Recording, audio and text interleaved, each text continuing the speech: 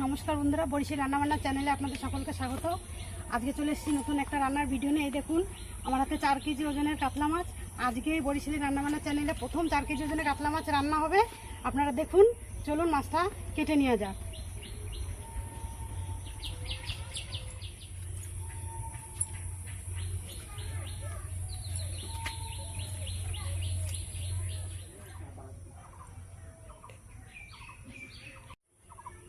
এই মাছটা বটি দিয়ে আস্তানো যাবে না, তাই আমি খুন্তি নিয়ে চলে এসেছি।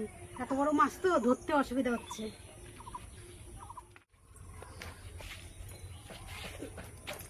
বাবারে, এত বড় মাছ!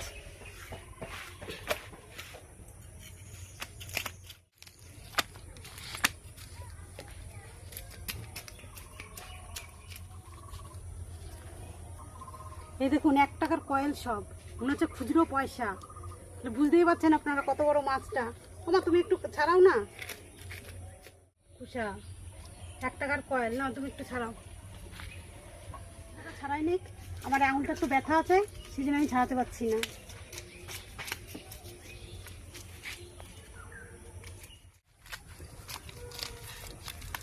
এক বিঘাত মাছটা, 1 বিঘা মাছটা কম চওড়া, তাহলে একটু ভাবুন।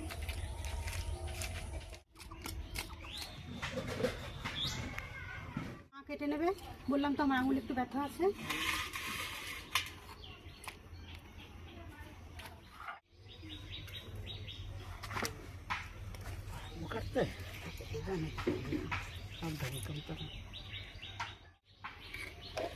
কার মুখম তারা একটু কইতে নিয়ে আজ পারি না হাত ধরতে। কিন্তু বরিশালের কথা বলে, আপনারা একটু বুঝে নেবেন। হাফডানু মানে কি জানেন তো, ধরতে পারছে না।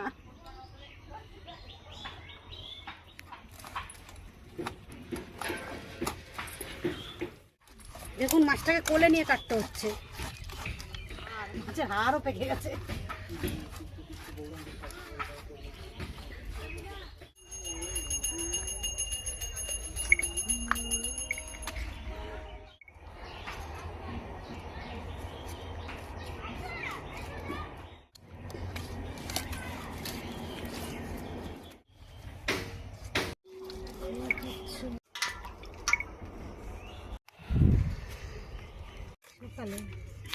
এইটাই ছিল কি মাছ?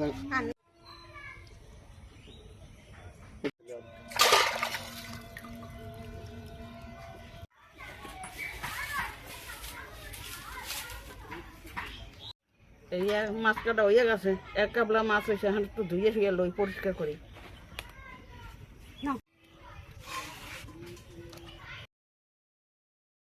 আমি কেটে ধুয়ে নিয়ে চলে আসলাম, কিন্তু এত মাছ তো রান্না করব না। আমার যে কটা দরকার আমি সে কটাই রান্না করবো, বাদ বাকিগুলো রেখে দেবো। এই দেখুন, আমি 8 পিস মাছ নিয়েছি, সব মাছ নিয়ে আমার এই কটাই দরকার। আজকে এই কটাই রান্না করব। আমি আজকে কাতলা কালিয়া বানাবো। প্রথম থেকে শেষ পর্যন্ত পুরো ভিডিওটা দেখবেন। আর আজকে আমি কাতলা কালিয়াটা বানাবো নিরামিষ, তার মানে বুঝতে পারছেন পেঁয়াজ রসুন দেবো না। আমি তো পেঁয়াজ রসুন দিই না, পেঁয়াজ রসুন খুব কমই দিই, পেঁয়াজ রসুন ছাড়াই বানাবো। আপনারা একবার খেয়ে দেখবেন, আর প্রথম থেকে শেষ পর্যন্ত পুরো ভিডিওটাই দেখবেন, স্কিপ করবেন কী করে আমি নিরামিষ মাছ রান্না করি। তাহলে চলুন, এবার একা একা করছি তো মশলাগুলো করে নিই। কী কী মশলা লাগছে বলছি আপনাদের।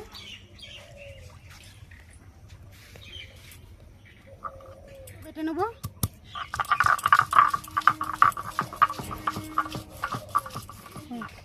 এবার আমি ধনে জিরে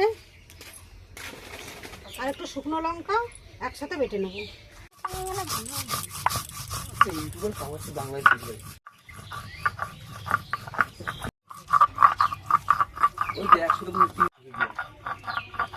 বাটা হয়ে গেছে, তুলে নেবো।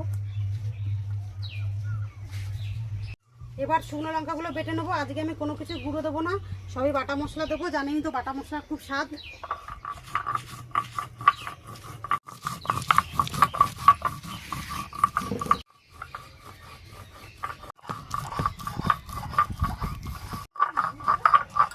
লঙ্কাগুলো বাটা হয়ে গেছে, আমি কতটা মিহিন করে বেটেছি।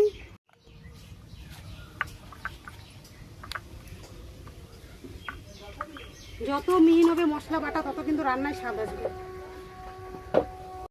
আমি একটা টমেটো এভাবে কেটে নিয়েছি, আমি টমেটোটাও বেটে নেবো। আপনারা চাইলে মিক্সিতে পেস্ট করে নেবেন।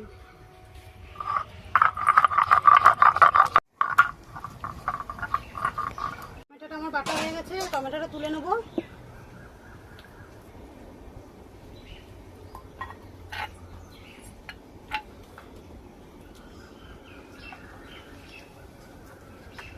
কাজু আর কাজু বাদাম একটু পোস্ত বেটে নেবো।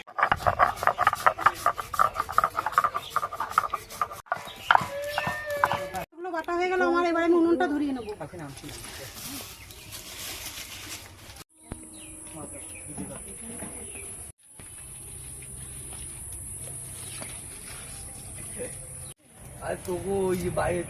ধরে গেল, আমি এবার কড়াইটা বসিয়ে নিলাম। এবার আমি মাছ ভাজার জন্য মাছে লবণ হলুদ মাখিয়ে নেবো।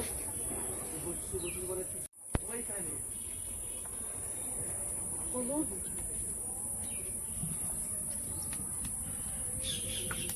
সর্ষের তেল দিয়ে দেবো একটু,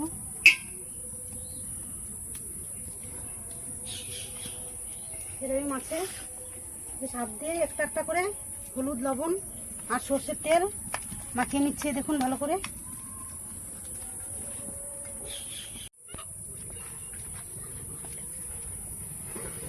দেখুন আমি কি সুন্দর করে মাখিয়ে নিচ্ছি লবণ হলুদ আর সর্ষের তেল মাখালাম কেন, মাছটা ভাজার পরে খুব সুন্দর মোলাম হয়। আমি এবার কিছু মশলা শুকনো খোলায় ঢেলে নেবো। একটা তেজপাতা, একটু ধনে আর একটু জিরে। এবারটা ভাজবো না, দেখুন কি সুন্দর গন্ধ বেরিয়ে গেছে। পেঁয়াজ রসুন ছাড়া রান্না করবো তো ওই জন্য এই ভাজা মশলাটা দিলাম, খুব সুন্দর সেন্ট বেরোবে তরকারি দিয়ে। কড়াই গরম হয়ে গেছে, মাছ ভাজার জন্য দিয়ে দেবো সর্ষের তেল,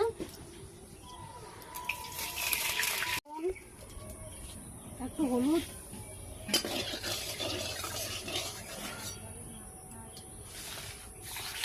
এবার আমি এক এক করে মাছগুলো লাল লাল করে ভেজে নেবো।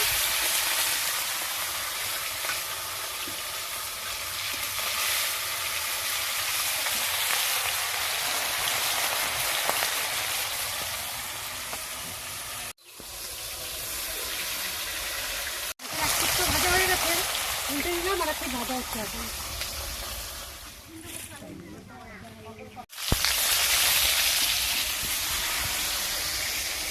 মাছগুলো ভেজে নিয়েছি একদম লাল লাল করে। এইভাবে আমি আর বাদ বাকি মাছগুলো যা আছে একভাবে সবই ভেজে নেবো।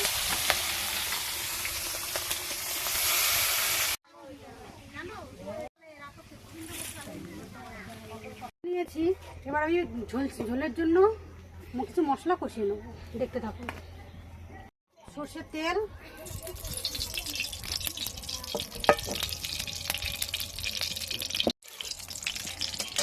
লবঙ্গ, দুটো দারচিনি,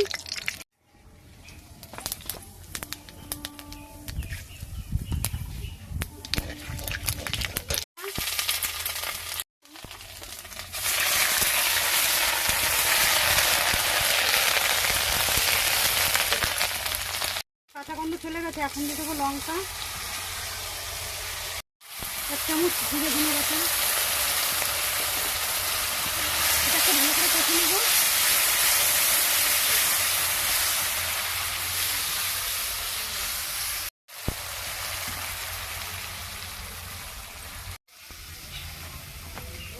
একটু দেবো সামান্য জল দিয়ে মশলাটা একটু সময় ধরে কষাবো।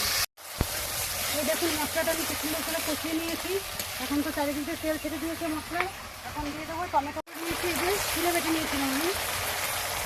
এখানে টমেটোর কাঁচা গন্ধটা না যাওয়া পর্যন্ত এটাও কষাবো একসঙ্গে সব।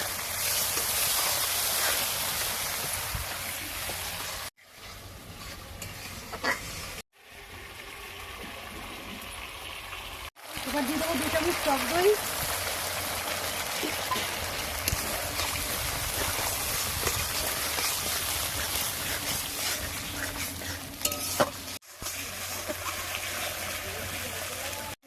টক দইটা দিয়ে খুব সুন্দর কষিয়ে নিয়েছি তরকারিটা। এবার একটু কাজু আর পোস্তটা বেটে রেখেছিলাম ওগুলো দিয়ে দেবো।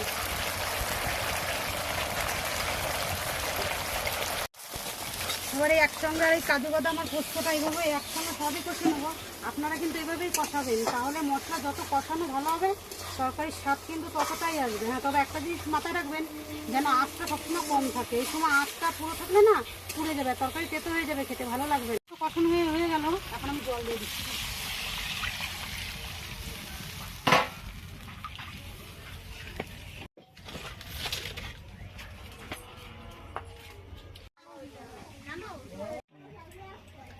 এই দেখুন আমি লবণ দিয়ে দেবো, আগে লবণ দিইনি কেননা কতটা ঝোল দেবো, এখন জল দিয়ে তার আইডিয়া যে লবণ দিচ্ছি।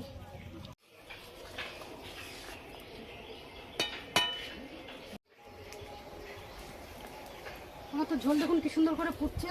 এখন আমি এই ভেজে রাখা মাছগুলো এক এক করে সব দিয়ে দেবো।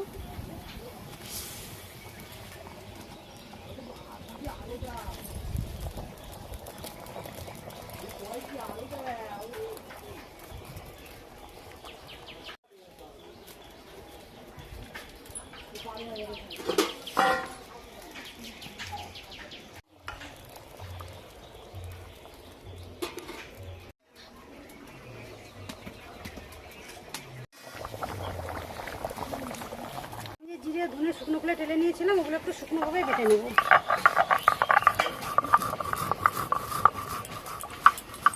বেটে নেব।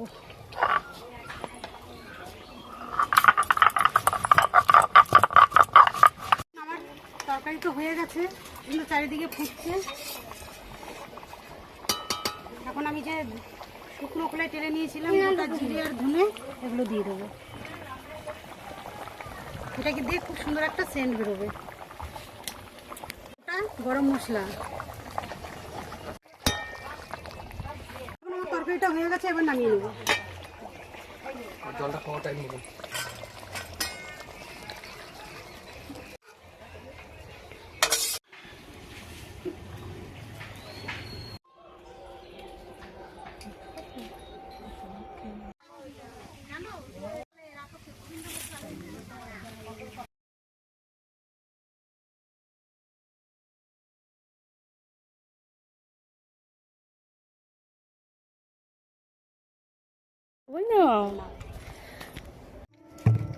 মাছ না, এটাই পিঠের মাছ, এটা পিঠের মাছ। পিঠা মাজা ওইটা পিঠের মাছ, তুমি খাও। ওই মাছ রান্নাটা কেমন হয়েছে? টেস্টি হয়েছে বলো।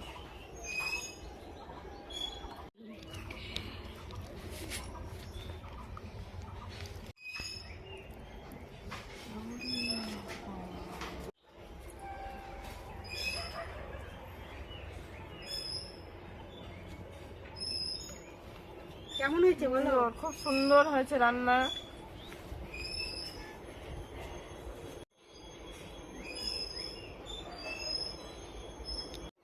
আপনারা তো দেখলেন, পুরো প্রথম থেকে শেষ পর্যন্ত রান্নাটা দেখবেন কেমন হয়েছে। আর দিদি এসছে, মানে আমার ননদ আর আমার ননদের নাতি, আমার ভাগনার ছেলে, আজকে ওরাও এসছে, তাই ওদেরকে খেতে দিয়েছে। আমি আজকে আর খাইনি। হ্যাঁ, ওরা খেয়ে তো বললো কেমন হয়েছে জানি না, ওরা তো বললো ভালোই হয়েছে। হ্যাঁ, আশা করি আপনারাও এইভাবে রান্না করবেন, কিন্তু এভাবে রান্না করলে মাছটা খুব ভালো লাগবে। তা আমি তো পেঁয়াজ রসুন দিইনি, আপনারা পেঁয়াজ রসুন খেলে পেঁয়াজ রসুন দেবেন। মা খায় না, যেহেতু বললাম, আগেই বলেছি মা খায় না পেঁয়াজ রসুনের জন্য আমরা পেঁয়াজ রসুন ছাড়াই করলাম, কিন্তু এভাবেও খেতে খুব স্বাদ হয়। তারপরে একটু আপনারা এভাবে বানিয়ে খেয়ে দেখবেন। আজকে আমার ভিডিও এখানে শেষ হলো। যারা ফেসবুক পেজ থেকে দেখবেন, আমার ফেসবুক পেজটা অবশ্যই ফলো করবেন। আর যারা ইউটিউব থেকে দেখবেন তারা অবশ্যই আমার চ্যানেলটিকে সাবস্ক্রাইব করবেন, লাইক করবেন, কমেন্ট করবেন, শেয়ার করবেন। আশা করি আপনারা ভালো থাকবেন। নমস্কার, ভালো থাকবেন, সুস্থ থাকবেন। আবার দেখা হবে নতুন অন্য কোনো ভিডিওর সঙ্গে।